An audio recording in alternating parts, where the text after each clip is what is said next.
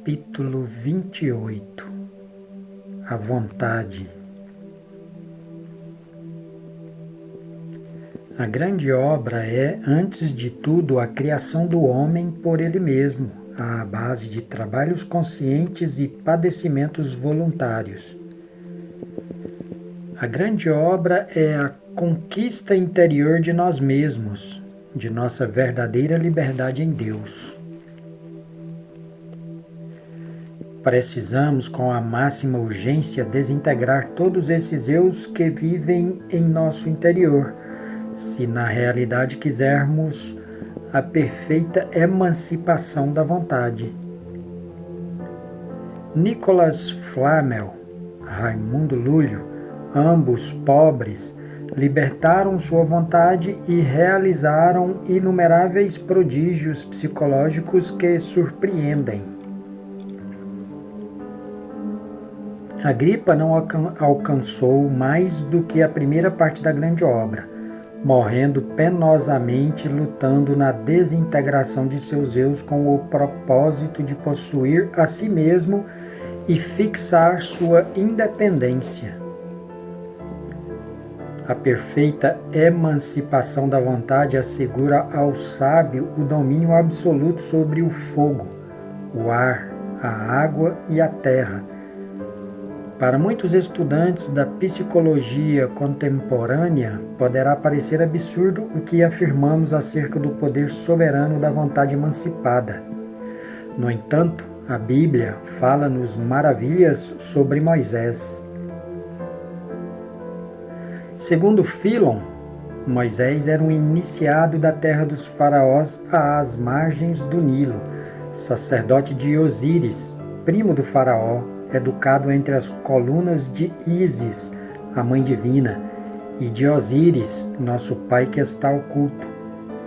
Moisés descendia do patriarca Abraão, o grande mago caldeu, bem como do respeitável Isaac. Moisés, como todo homem que libertou o poder elétrico da vontade, possuiu o dom dos prodígios. Tudo isso sabem os deuses e os homens, assim está escrito. Tudo o que as Sagradas Escrituras dizem sobre esse líder hebreu é certamente extraordinário e grandioso. Moisés transformou seu bastão em serpente e transformou uma de suas mãos em mão de leproso, devolvendo-a depois à vida. A prova da sarça ardente pôs às claras todo o seu poder. As pessoas compreendem, se ajoelham e se prosternam. Moisés usava uma vara mágica, emblema do poder real, do poder sacerdotal do iniciado nos grandes mistérios da vida e da morte. Diante do faraó, ele transforma a água do Nilo em sangue. Os peixes morrem, o rio sagrado fica infectado. Os egípcios não podem beber dele e os canais de irrigação do Nilo derramam sangue pelos campos. Moisés faz mais. Consegue que milhões de rãs desproporcionais, gigantescas, monstruosas apareçam. Elas saem do rio e invadem as casas. Depois, sob seu gesto, indicador de uma vontade soberana e livre, aquelas horríveis rãs desaparecem. Mas, como o faraó não deixa os israelitas livres, Moisés opera novos prodígios. Cobre a terra de sujeira, faz surgir nuvens de moscas asquerosas e imundas, as quais depois se dá o luxo de afastar. Desencadeia uma espantosa peste e todos os rebanhos, exceto os dos judeus, morrem. Colhendo fuligem do forno, dizem as Sagradas Escrituras, jogando-a no ar, a qual, caindo sobre os egípcios, causa-lhes pústulas e úlceras. Estendendo seu famoso bastão, faz chover granizo do céu que de forma inclemente destrói e mata. Em continuação, faz estalar o raio flamejante, retumbando o trovão aterrador e chovendo espantosamente. Em seguida, com um simples gesto, devolve a calma. No entanto, o faraó permanece inflexível. Moisés, com um tremendo golpe de sua vara mágica, faz surgir como por encanto nuvens de gafanhotos. Então vem as trevas, outro golpe com a vara e tudo volta à ordem original. Bem conhecido é o final de todo esse drama bíblico do Antigo Testamento. Jeová intervém, fazendo morrer todos os primogênitos do Egito. Ao faraó não resta mais remédio do que deixar os hebreus partirem. Posteriormente, Moisés serve-se de sua vara mágica para separar as águas do Mar Vermelho e atravessá-lo a pé. Quando os guerreiros egípcios se precipitam por ali, perseguindo os israelitas, Moisés, com um gesto, faz com que as águas voltem ao normal, tragando os perseguidores.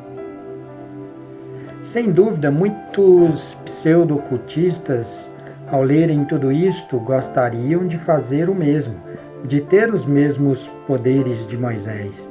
No entanto, isso é impossível enquanto a vontade continuar engarrafada em todos e em cada um desses eus que carregamos nos diferentes níveis da nossa mente. A essência engarrafada no mim mesmo é o gênio da lâmpada de Aladim almejando a liberdade. Livre o gênio pode realizar prodígios. A essência é a vontade-consciência, infelizmente processando-se em virtude de seu próprio condicionamento. Quando a vontade se liberta, mistura-se ou funde-se, integrando-se assim com a vontade universal, tornando-se soberana por causa disso. A vontade individual fundida com a vontade universal pode realizar todos os prodígios de Moisés. Existem 3 categorias de ações. Primeiro, aquelas que correspondem à lei dos acidentes. Segundo, aquelas que pertencem à lei de recorrência, fatos sempre repetidos a cada existência. 3. Aquelas determinadas intencionalmente pela vontade de consciência. É evidente que só aqueles que libertaram a sua vontade mediante a morte do mim mesmo poderão realizar atos novos nascidos de seu livre-arbítrio. Os atos comuns e correntes da humanidade são sempre o resultado da lei de recorrência ou o mero produto de acidentes mecânicos. Quem possui autêntica vontade livre pode dar origem a novas circunstâncias. Quem tem sua vontade engarrafada no eu pluralizado é vítima das circunstâncias.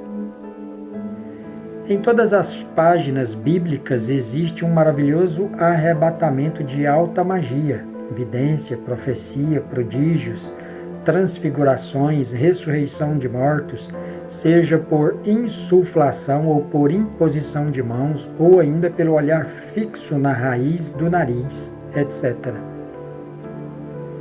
A Bíblia é pródiga na massagem, no azeite sagrado, nos passes magnéticos, na aplicação de um pouco de saliva sobre a parte enferma, na leitura do pensamento alheio, nos transportes, nas aparições, nas palavras vindas do céu, etc. Estas são verdadeiras maravilhas da vontade consciência liberada, emancipada, soberana. Bruxos, feiticeiros, magos negros também existem como a erva daninha, mas esses não são santos, profetas ou adeptos da Branca Irmandade. Ninguém poderia chegar à iluminação real, nem exercer o sacerdócio absoluto da vontade consciência se previamente não tivesse morrido radicalmente em si mesmo aqui e agora. Muita gente nos escreve com frequência se queixando de não possuir iluminação, pedindo poderes, exigindo chaves que os convertam em magos, etc. mas jamais se